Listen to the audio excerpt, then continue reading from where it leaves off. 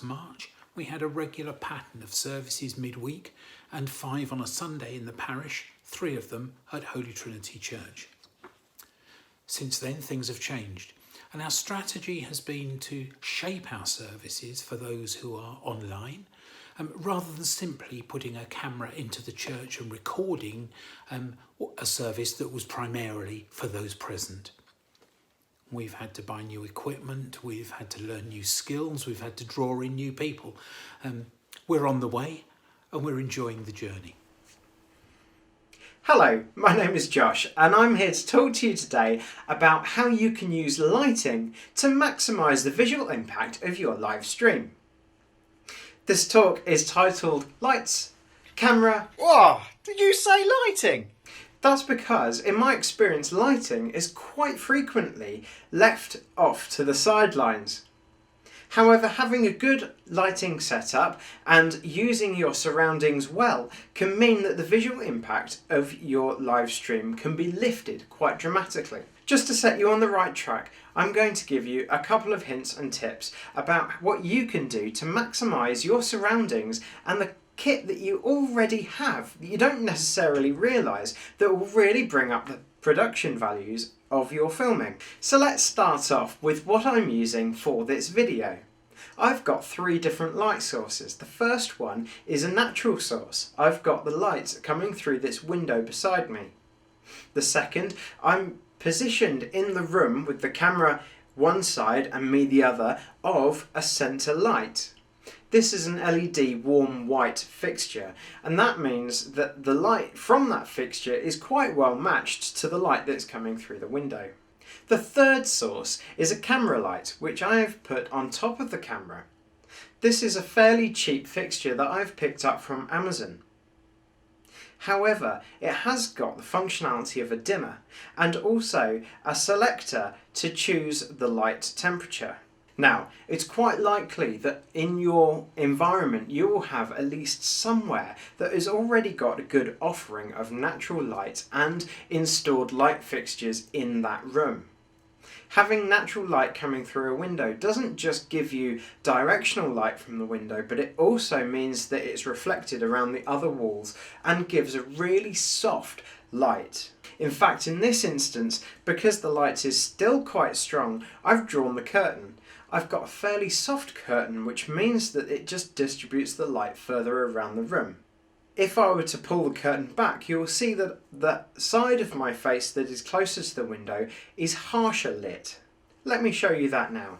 Because the light is coming straight from the window and not reflecting around the room for this side of my face, you can see it is much stronger and actually is getting quite close to being too overexposed for the camera to pick up well. Whereas the other side of my face has actually lifted a bit. Now the curtain is drawn back, more light is coming into the room, and that means that this side of my face is lit better. But we're going for consistency. We're looking for a well-lit face, a well-defined shoulders and figure in front of your live stream. Now, this image is with the curtain drawn back, so it is harsh light from the window and also the centre light turned off. This means that I've got one light left, and actually it is still quite harsh round here, but I've got a bit more light behind me. What I'm going to do next is turn off the camera light that is on top of the camera. Now, you can see that shadows in the room have increased because I've only got light coming from one direction. This actually, whilst is suitable for the camera and you can get away with it, it's not really a good composition. So let's go back to where I started. Now, the warmth of the shot has increased, however the consistency of light around the shot is better. The one thing that I will say about this composition is that it is quite flat. What you can do to improve this is to offer some light from behind. Now, this can be quite difficult to do unless you have some lights and some stands, particularly if you're at home, because most of the time you'll only have one light in the centre of the room, and for this you need to have that in front of you to one side with another light source the other. But if you find yourself in the fortunate situation like I am right now, I have a plain wall behind me, which actually I can offer some light. And bouncing some light off of that will light the back of me. Let's give that a go. Now, I've added another light, which is on the floor pointing up at the wall behind. This does two things. It pulls me away visually from the wall, adding depth, plus also adds an interesting gradient in the wall. You could experiment by using different colours, particularly one maybe that is used in your church's or organisation's branding. This would add continuity through all of the things that you do in your church or organisation. Whilst there are some tips there of what you can do, I'm also going to give you a couple of tips of what not to do. The first thing not to do is to stand in front of a bright light without any light on your face, because the result will look something like this. This obviously is quite a silhouetted shot and means that the facial structure gets lost and details are hard to find. This is not particularly engaging for people watching the video. This could also be exactly the same if you are on your webcam one side of the room when you've got a window the other. You'll have a very bright light behind you and it would be difficult for people to pick out the features of your face. It's not a particularly good way to present. Also, standing too close to a light can be a problem. I've moved forward in the room slightly. This means that the centre room light is now quite high above me. This adds extra shadow around my eyes, particularly under my eyebrows. Shadows are not necessarily a bad thing. However, when they are too harsh, it can detract from the composition of the shot. Adding light from more angles will help alleviate this, particularly ones that are not so high. Standing back from a room light is quite frequently the easiest thing to do. However, if you have to stand this close, look for other ways to add light into the shot.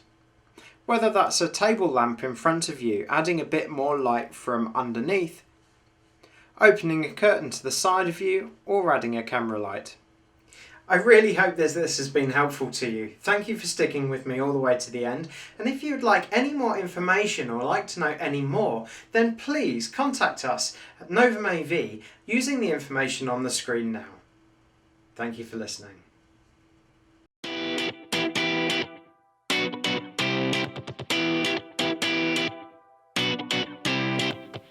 Nothing beats sitting on it, hearing it, tasting it, wearing it,